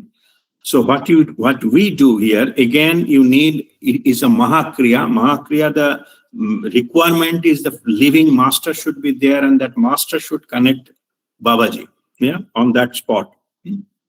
So the master will create that environment and hold it, and the fire is lit. In that fire, you need to, now whatever the psychic impression patches on your, in your aura, that need to be clean. First, the aura cleansing need to be there. In aura, that is a, pranamaya kosh, then there is a, manamaya kosh, then vijnanamaya kosh, and all those things needs cleansing, normally, because these are got contaminated by our karma and all many other things, our negative thoughts, etc., etc. So while cleaning it, so fire can clean it. So we just put some kind of havan, kind of fire, holy fire, you can say. All people, they, move around it, in anti-clockwise direction around the fire. Why anti-clockwise? Because you collected all those negative information while your life's journey in the clockwise direction. The clock was forward, your life passed through some, weeks, months, years, and all those things. So you need to reverse that. That is a symbolism of going anti-clockwise. So you are rotating anti-clockwise around the fire, and also you are rotating on your own axis. Because if you don't rotate, only one part of the aura will be clean, but you need the complete aura. Our aura is a full. It's all, we are inside that, our physical body is inside the aura shell of the, so all parts of the aura need to be clean from the, from our feet to top of the head, all this aura. So what we do is, we just rotate on our own axis anti-clockwise. So we rotate around the fire anti-clockwise, also rotate in our own axis anti-clockwise. So that full exposure we get. Why anti-clockwise? We are own axis. We follow the earth. The earth rotates anti-clockwise while revolving around the sun. Because as earth in its own axis rotate anti-clockwise, that's what you see the sun is going clockwise, like it's, rising from the east and setting up in the west. That is a clockwise direction, sun, with respect to earth. So earth itself, sun is fixed. So earth itself is going anti-clockwise. That's why you look like the sun is going clockwise. Okay. So we are that representative of, you can say we are the living cells of Mother Earth. So we have to follow the same motion of whatever the earth is doing against the sun. We have to do same thing against that fire, which represents sun. So that's why we rotate anti-clockwise in our own axis, and in the process, same we are copying earth. So same process, we are going around the fire. Normally 3 times we rotate, that should be enough. But whole process has to be done in the form of, in the presence of a master, and that fire has to be purified. In this process, we do a lot of other things also. Whoever has attended the camps, they know that here we clean a lot of other things than your own psychic impressions and the negative patches. If there is any black magic done on you, if anything negative thing has been done, tantra mantra has done on you, this is the process, we remove them. All kinds of things. And in the process, maybe then after that you sit in the meditation or something, in the process you may see, sometimes you give camphor in your hand. You hold it, whatever, anything somebody else has done. some black magic or some what is called nazar lagana and this kind of thing. Any kind of lot of things are there. Any kind of thing that happened to you, it comes there, and then you offer that to the water, not water, fire. Put that into the fire in the presence of Master Babaji, that dissolves it and makes you free from all those kind of things. It is His grace. Again, don't confuse that RPA is doing. I'm not doing anything. I'm just invoking Babaji's energy and making the environment created so that this can be performed successfully. And this has been successfully done many, many times in all our camps. And many people have shared that whatever their experience of their own life before and after. There is a drastic change into that. Many positive things happen. Earlier, they may be getting troubled without knowing that why they are getting troubled into that area. But again, when those are clean, they get a new confidence and then new things, and that happened. The change happened into their life. But as we live in Kali Yuga, it is also fact that sometimes once it is cleaned, again it comes back.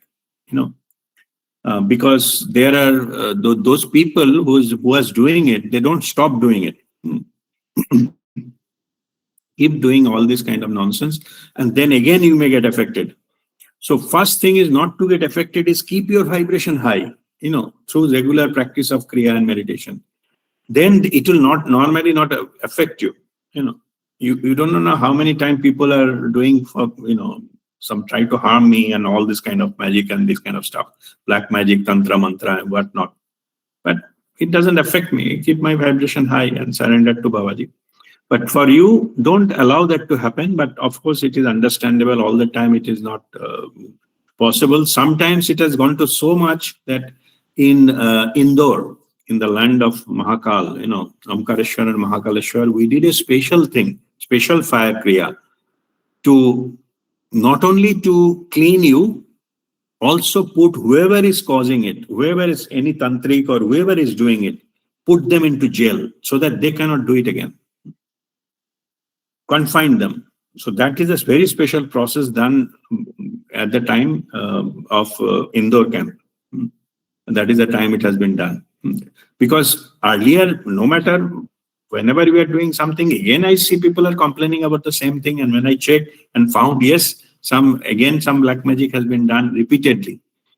So then we decided to stop it from the source so that they can do it again on you. Anyway, so this is the fire kriya, and that is the purpose that we do and follow. And it is good practice to do it. Whenever you get chance, regularly you do it. It will help you keep yourself clean your aura, help you to grow into your spiritual path and all those kind of things. So that is about the fire kriya. So these two kriyas, water and fire kriya, we used to do for a long time. I think many other camps we have done. So now we'll talk about 3 new Maha Kriyas that we received. In fact, earlier I didn't know that other Maha Kriyas exist. Fire and water we did like this kind of thing to karmakshalan and purification of the aura. But then I realized when Babaji gave me other 3, it came on the same day, like in one session, it came one by one. And then I realized actually that there are these 5 Maha Kriya. Basically, each one is related to Panch Mahabhuta, means the 5 elements. So, of course, the physical universe, all of us, we are made of these 3 Panch Mahabhuta. So, these are fire, air, space, earth, and water. Yeah, because it is represented by 5 fingers. That thumb is fire, pointing finger is air, then middle finger space, ring finger is earth, and little finger is water. Both hands. So now the other Maha Kriya came, and their purpose is so we are using basically that Pancha Mahabhuta, 5 that elements which the universe is formed to have the Maha Kriya, each for each element, Mahabhuta, each element. So each Maha Kriya for each Mahabhuta. Okay, that is how it is. So, what is the next list? Okay, water, fire, earth, Maha Kriya. Okay. Now, in the Earth Maha Kriya, what we are here, a lot of us, we are feeling the anxiety issues and things like a lot of things happening in the world, which is, completely, it is going towards more chaos, more war, and more difficulty for people. And of course, when we listen, we see all those things, we get affected. We get anxious. That is quite normal. So all these are indicating what I realized in 2008, that when I come to the spirituality, that bahar kuch nahi rakha hai. There's nothing in the external world that is called permanent peace, permanent joy, permanent happiness. Nothing is there which can, anything permanent is not possible. But in spirituality, it is possible. And that's what we keep on, idhar udhar bahut sare ठोकर खाके, finally जाके we knock the right door and it did open. And I'm really feel blessed for that. I am also blessed so that I'm able to share, I'm authorized to share all these things to you. Okay. So now because of we are all live in a chaotic world and all those kind of things, and the reason for this chaos I explained you many times. I just quickly mention it here again. Earlier it was controlled by masculine energy. The world was under control of masculine energy. In 2012, that energy has shifted to masculine to feminine, and there is some transition period, you can say, from the 2012 up to the COVID time. That this is the time that the whole transition completed. And then it is fully established into divine feminine energy. Already it's changed. So all the feminine quality now will win. Yeah, like a caring, nurturing, and loving. These kind of things. This approach, this kind of people will ultimately shine. But what happened was, the previously whatever was earlier governed by so many years, decades, and centuries even, governed by the people who are masculine in nature, political power, muscle power, war, and all those kind of things, they don't want to lose the power. So they are fighting tooth and nail to establish their hold, the grip on the power. It will not be hold, but in the process they are, creating chaos, like creating devastating lives of many people, and all those kind of things are happening, and it's affecting us. To be honest, external world input from the external world do affect us very, very. It is very disturbing. Now, we need to not to get so many input from outside and disturb ourselves. We get mentally disturbed, and but practically, it is easy to say, but practically not possible to shut down ourselves from all communication channels and TV and all this kind of thing. Even if TV is less, but social media will not leave you. Every hour something or any bad news is there, it will spread like a forest fire, and it will reach to you anyway. So, and more you get hopeless thing. Like nothing good can happen. Those people, they will always win, and they will spoiling life, and they go getting out unpunished and unchecked and things like that. That's quite normal. Huh? So forget about this world. Okay, this world is telling what you should not be living a life into. Yeah, that's what it is showing now. The demonic culture, it's showing.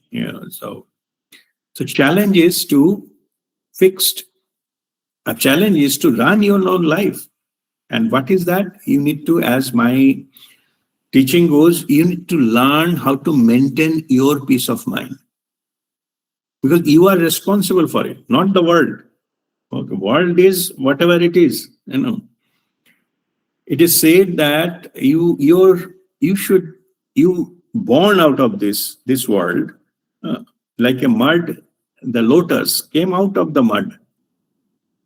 But when it blooms, not even, forget about the mud, not even a drop of water can stay on its petals. Chal kamal vat jivan.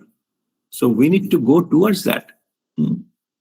Even though we born out of this mess, yeah, we are born, it is our life, but we need to bloom like a lotus, and that's the purity level we have to maintain.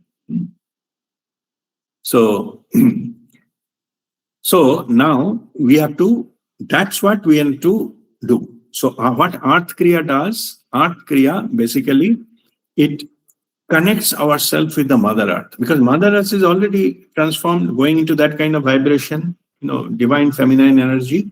So through Earth Maha Kriya, we invoke that energy within us, because we are part of the Mother Earth.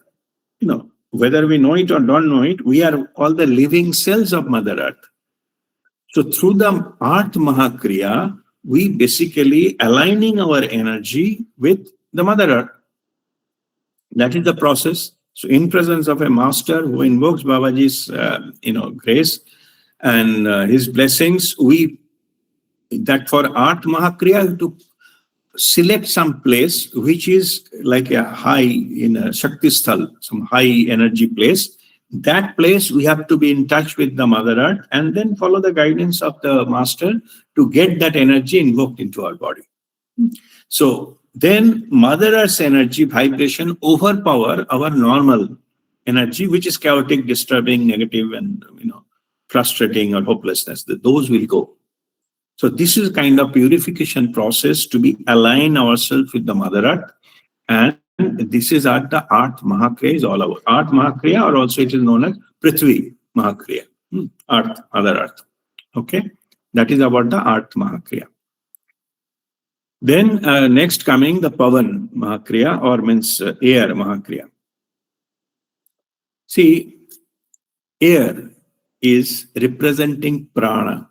Okay, we live, our life runs because of prana. We breathe.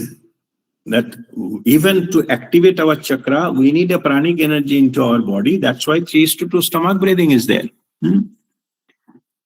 So here, for our own, elevation, spiritual elevation, or at least all the negativities in the world to face it, we need a lot of energy, a lot of prana.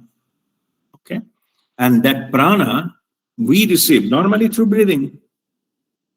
When your breathing stops, people dies.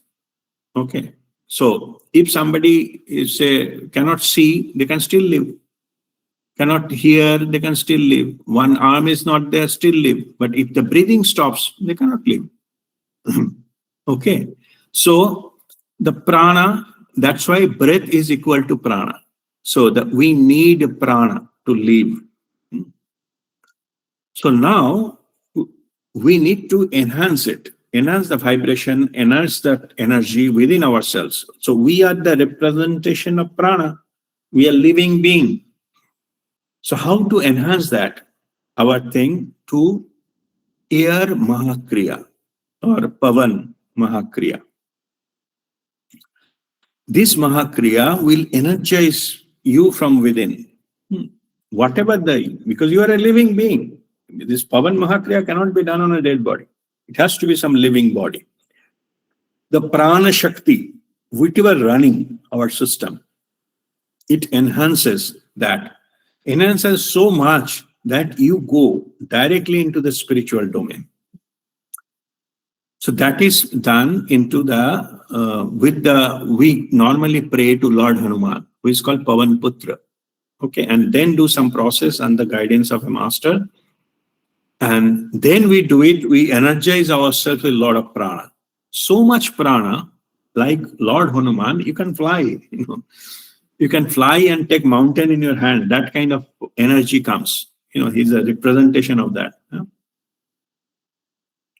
So that also associated with the bhakti, highest level of bhakti and that energy, both together gives you a combination. That particular type, that kind of quality you will achieve. High level of prana, you can do anything, and that kind of level, plus your absolute surrender. His bhakti even, is so much powerful over even to Lord Rama, more powerful. His bhakti was more powerful than Rama. It is said that. But anyway, that kind of thing. So you will be going towards that. You need that kind of energy to be ultimately be going towards, you can say that in that sense towards immortality. Means you go to that kind of level, we become immortal like Lord Hanuman. And this time when we visited his birthplace, and during our last camp, and we did it there, it was a wonderful thing. Those who have experienced, they know. And Lord Hanuman blessed all the attendees at that time, and it was a great. But the purpose is to enhance your power to the divine level, the energy, through air. So there is a particular specific rituals done, that is Pavan Maha Kriya, and what you get, all the attendees, they get enhanced that energy and vibration like Lord Hanuman. So that is the Pavan Maha Kriya. And the last one is about the Akash Maha Kriya or Space Maha Kriya. See, ultimate goal of the spiritual journey is not limited to our earth on the physical body. We have to achieve the Shivatva, like Shiva Vapti state. Enlightenment is Atma Vapti. Means individually you are expanded.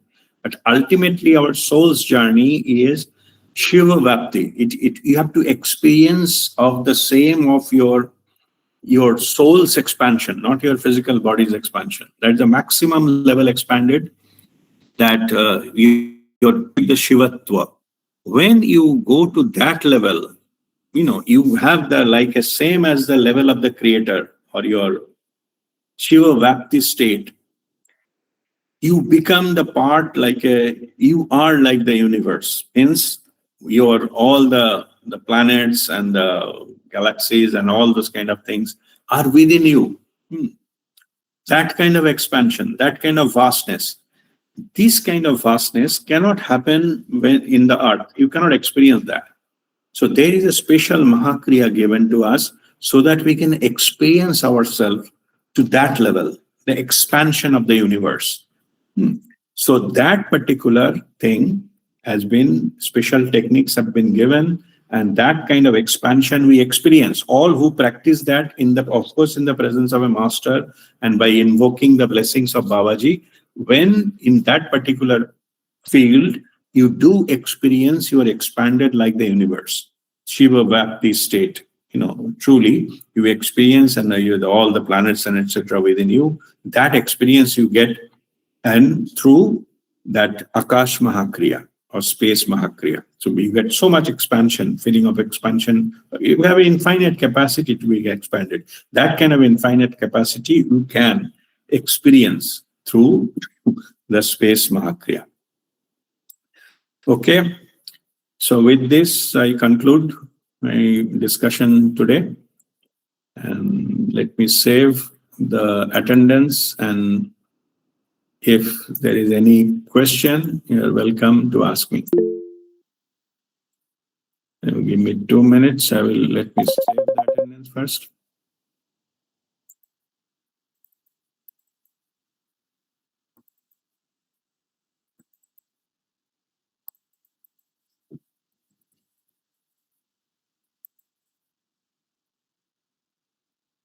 Madhu, I'll come to you. Let me save it. I have seen you raise your hands.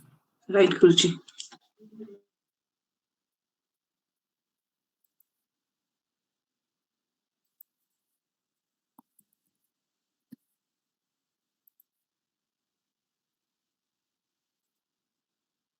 Yes, Madhu, go ahead with your question.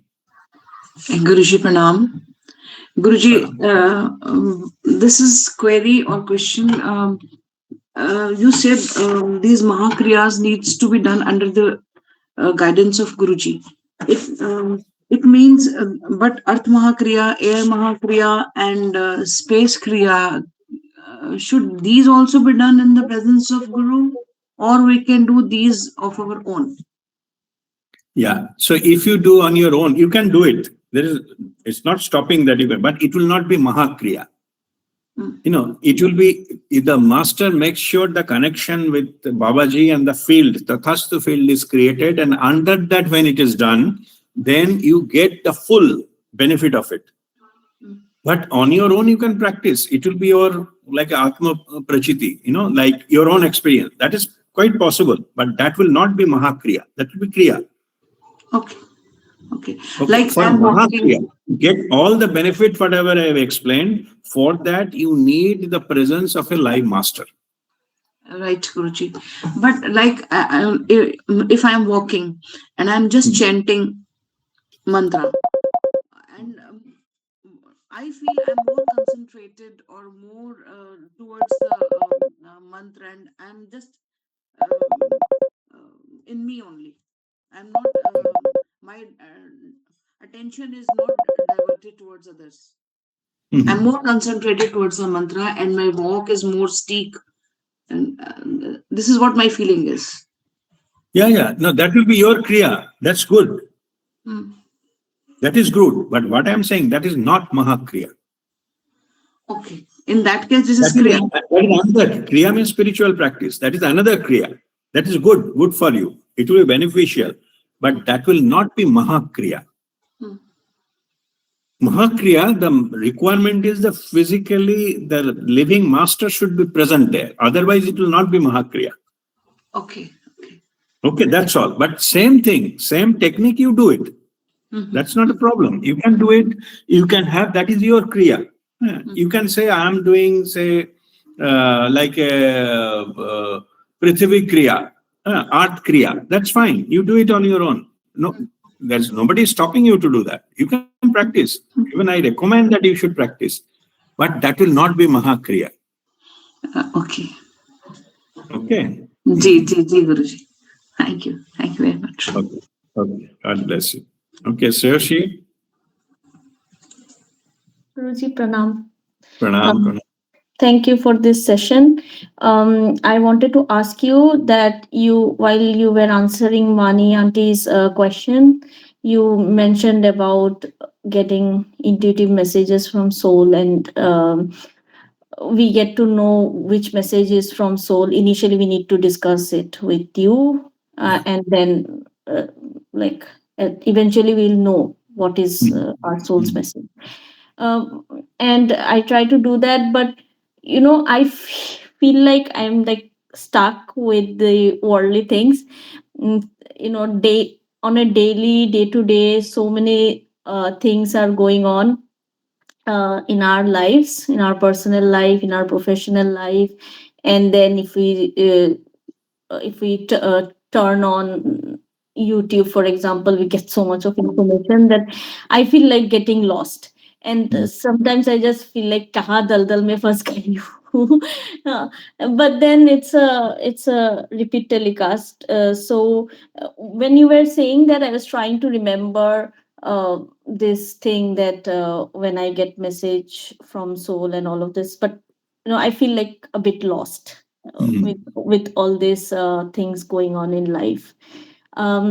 So how to re-steer my life, maintaining everything, but keeping that focus towards spiritual growth as well. That is the question. No, I understand. All of us, we face this kind of thing because it's very difficult, because a lot of attractions outside, and a lot of distractions and things like that. What my practical advice would, you allocate one time, say 1 hour time, which is convenient to you in a day. That time you make sure you don't see anything else and don't check with anything else. You find whenever time suits you, early morning, midday, afternoon, or in the evening or the night. It's up to you. Of course, the time should be empty stomach, and that's the only criteria. Once you select, you follow only for 1 hour in a day. Strictly. That time you don't check email and things like that. So slowly, if you do it, then it becomes your habit pattern. It will automatically happen. You need not to struggle for that. That much you need to do. Okay. Bring it in a routine. Bring it in a system. At least 1 hour in a day. And from there, it will have a big improvement into your own spiritual journey. But if you say, whenever I get time, I'll do that. Whenever business, sometimes it never comes. Sometimes it's come in the morning, sometimes in the evening and all. So your mind is not able to take it that which time you will do what. So when you do, sometimes you sit down in a meditation, previous day, same time you are watching YouTube. Your mind is still thinking maybe where YouTube has gone. So that will disturb your thing. But if you develop, just I'm giving a simple practical advice. Just fix one time and stick to it. Not initially, but eventually after 21 days, it will come to your habit pattern. And that time you will be able to comfortably do it without any distraction and anything. Time of your choosing, place of your choosing, that you choose. Okay. But once you choose, don't deviate. Yeah. Yes, Guruji, you're so right about this, because when I started Kriya Yoga after getting initiated by you, I used to follow that. And like I had, it was lockdown period, and I made sure like dunya idhar ka udhar ho jaye, main is time pe, I'll do it. And it greatly benefited. But thank you for reminding. I try to do, but sometimes it's like 5:30 in the evening, or sometimes it's 6 o'clock in the evening. So I understand I need to bring that discipline. Yeah, bring it to the routine. Yeah, you decide whichever is minimum distraction you will face. You select that time and then you follow it. Okay, that's it. Very simple solution. But unless until you go there, it will be difficult for blaming everything on the mind and the external world and all this. You have to do that particular stuff. Bring it to the routine, then it will happen automatically. Yes, Guruji, thank you. I have one more question. I'm sorry, it is already beyond time. No, And it's okay. No problem. If somebody is exceeding time, they can, leave. But you continue. It's okay. okay, I'll ask this question, but if it needs to be answered one to one, I'm okay later on as well. So I observed that I'm observing that my nature is inherently a bit emotional sometimes. So in a lot of situations, I react emotionally.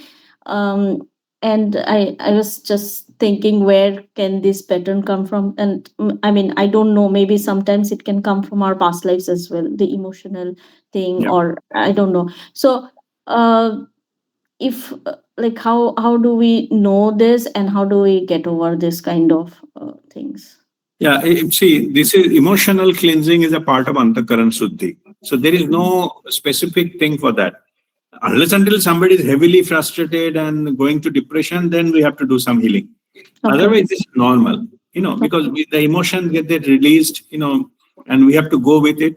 Only simple thing is you continue practicing, continue your sadhana. One time it will stop automatically. Okay. There is no, specific fix for this. Unless until it is disturbing, go to a level of clinical level thing, then it's a different thing. But Okay.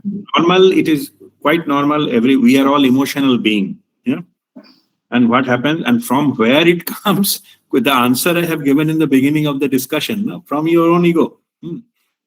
It injects some thought into your mind, and that thought into triggers your emotion. So basically, fundamentally going back to your mind control, which is through meditation. That's what I'm saying. Continue practicing. It will one time it will reduce and stop. That will happen for sure. But you have to continue. Don't bother too much. And don't analyze also too much why it is happening to me and why I'm not been able to concentrate and all. Don't know it. It's okay. You accept that you are work in progress. We are not perfect yet. Nobody is. Okay. So you continue your sadhana. And one point of time, it will cease to happen. It will automatically stop. Okay. But till that time, we have to continue. Okay, Guruji. Thank you so much. Okay. God bless you. Yes, Hari Om. Guruji, pranam. Pranam, pranam. Guruji, two simple things. Firstly, how to bring egolessness in every activity which we do. When we are eating or when we are working, when we are dealing with others, how to be egoless in that behavior or routine activities from morning till night.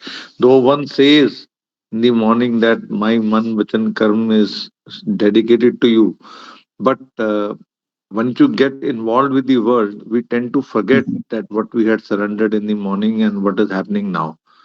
So Correct. just practical guidelines on this aspect. Yeah. So, if you want practical guidance, I will say when something happens, first you watch your breath and then take whatever decision you need to take. Yeah. Okay. I'm giving very practical decision. Yeah. Right. Something happened. Huh? You need to react. Mhm. The gap between a reaction and a response, be awareness. So bring your awareness into you through be aware of your own breath. Mhm. When you have become Okay. aware of your breath, and after that, whatever you do, most likely that will be a response fully given by your, consciousness. Okay. Mhm. But before awareness, if whatever you do, most likely it will be a reaction and governed by your ego. Right. It's just one breath away. Okay.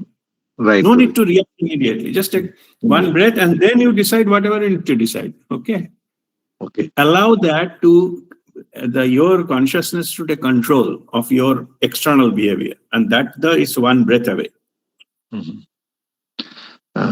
Secondly, Guruji, little Mhm. clarification on like in office or anywhere in the organization, there are four people who are given a particular job. Out of that, they leave it to you only. Okay, I know you will be able to do it. Rest three, they keep enjoying the life and they turn up in the last minute and they say, okay, now we are part of it. Let's go and present it. Similar thing Mhm. happens at times in the family also. Now, is it Mhm. the karmic burden that you are doing all that stuff, or it is your spiritual evolution is taking place and you are getting an opportunity to grow by doing the work, and rest three are or four or whatever it is, they are not taking part in it? No, it has nothing to do with spirituality. It's art of living. Okay. See, what you do, if you have done something and Okay. there are four more people are there are always people will be there to take the credit without doing anything. Yeah. And The way you have to be smart while presenting it. Okay. During presentation, you bring such a issues into your communication. No negative thing, positive thing, which tells you how depth you know about okay. that particular topic. Mhm. People will understand we were listening. Other Mhm. people, they cannot go up to that depth because they have not done it themselves. Mhm. Okay, that opens their things anyway. They have to Mhm. say something in surface level, right? Hmm. Mhm. So during presentation, you bring such a thing or such an insight that Mhm. only who has done it, he only will be able to know it. Mhm. And just leave it there. If somebody else takes credit, then let them take the credit. If the whole system is stupid, they wanted to give them credit, let them take the credit. It's okay. Hmm. Mhm. But that is where you establish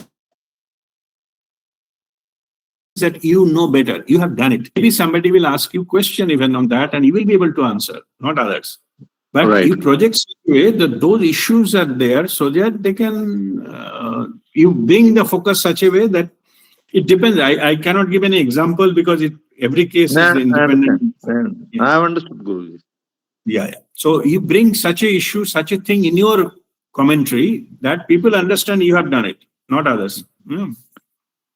And secondly, Guruji, That's what I call it art of living. You have to present yourself well. what generally we see is anybody who works as our subordinates, people who work, they get more work, and the people who don't work, they enjoy and they get all the perks also because they get time to claim their perks. So, how to deal with such situations in worldly life? See, let me tell you one thing. From the spiritual context, it will be always like that. Mhm. World will be always like that. So you have to choose whether you need the worldly benefits or you need your own peace of mind. Okay. For your own peace of mind, you have to be honest to yourself only, not to anybody else. Mhm. Okay, suppose I normally give some taking care of, say, my mother who is ill. Yeah. If I keep thinking why my brother is not doing, he is supposed to do also at least 50% of the things, why everything will come on my head, I will ruin my peace of mind. Nothing else will Right. happen. Understood. So, Understood. but in my conscience, I'm clear. Whatever possible for my side, I have done it. That Mhm. gives me my peace of mind. I will never feel guilty that I could have done this thing for my mother, I didn't do it. Mm-hmm. Correct, Guruji. No matter what happens to my brother, it is his karma, his will, his life. I have no comment on that. Who am I to say why he is enjoying life and not me? Who am I to say that? Yeah, let it be. Mhm. But so to maintain my peace of mind, I may have to discount so many things. I'm not Right. using the word sacrifice. Sacrifice means it is my right, somebody has taken. I'm not saying Right. sacrifice.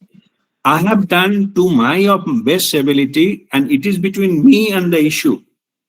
Correct. Nothing to do with anybody else. In the Mother Teresa's, his ashram, there is a poetry. I think I shared earlier also. End of the day, it is between you and the God. That's what written there. Means you and the divine. It is nothing to do with anybody else. You make Wonderful. sure when you close your account is balanced between you and the creator, you and the divine. And that's why the peace of mind comes into play. Mhm. So why you need to do certain extra things what other not doing to maintain your peace of mind so that you don't feel guilty later on. That you Correct. could have done, you have not done it. After that, if somebody has taken a award, taken a Nobel Prize, and somebody has gifted, office has given him helicopter with let them do that. No issues. Okay.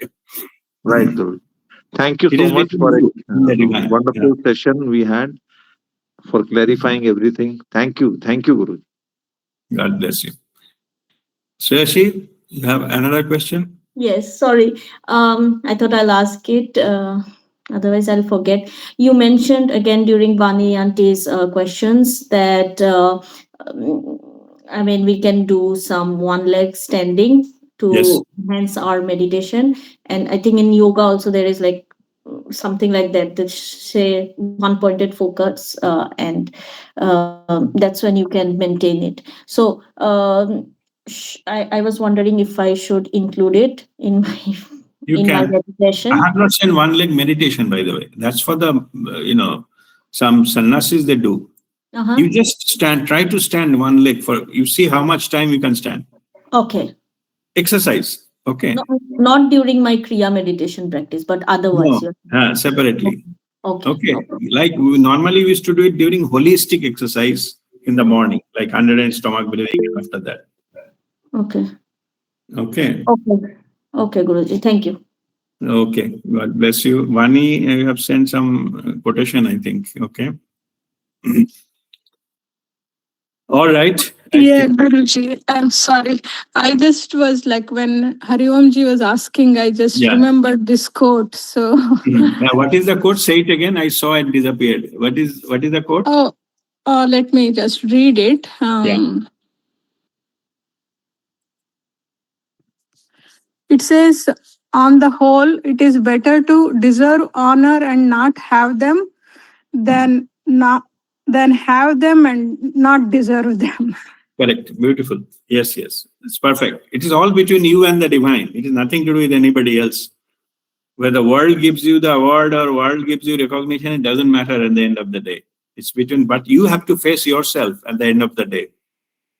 So you have to, be honest into that, and that gives you the peace of mind. And that's what we are teaching. That is the thing, is the reward.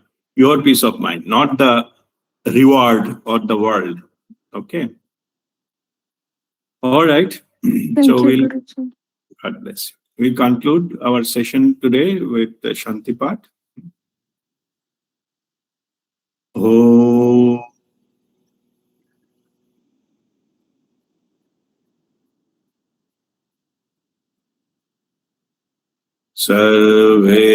Sarvesham swastirbhavatu.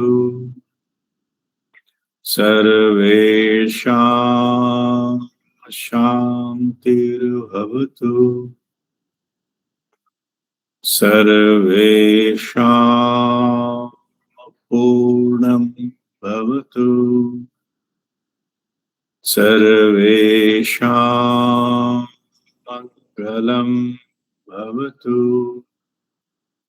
Om Sarve Bhavantu Sukhino. Sarve Santu Niramaya. Sarve bhadrani pashyantu ma kaschit dukkha bhag bhave. Om Shanti Shanti Shanti. Om